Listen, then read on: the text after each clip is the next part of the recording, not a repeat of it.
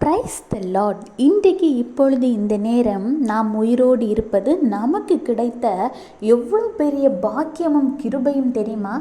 நேற்று பார்த்த மனுஷனை இன்னைக்கு பார்த்தா இல்லை.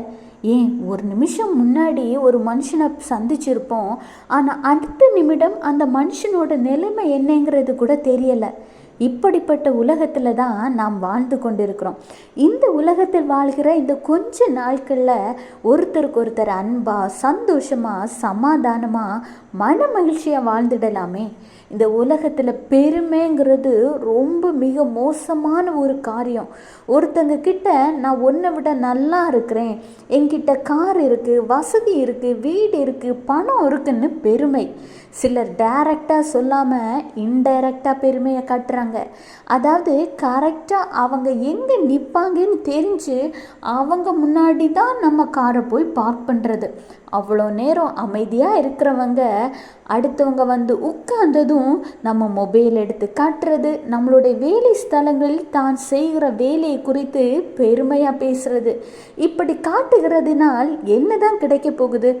சொல்லப்போனால் அடுத்தவங்களோட மன குமுறலை தான் நாம் சம்பாதிக்கிறோம்.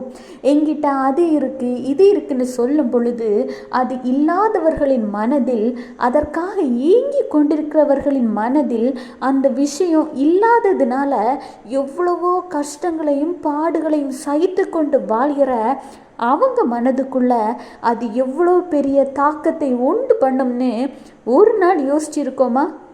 ஆனால் கண்டிப்பாக அந்த வலியும் வேதனையும் என்னங்கிறது நமக்கு தெரியாமல் இல்லை.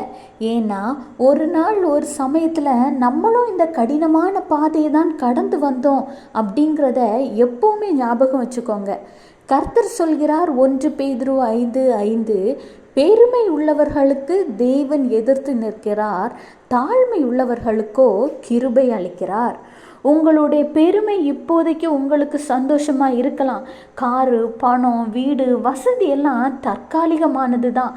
அது உங்களுக்கு கடைசி வர கண்டிப்பாக உதவி செய்யாது.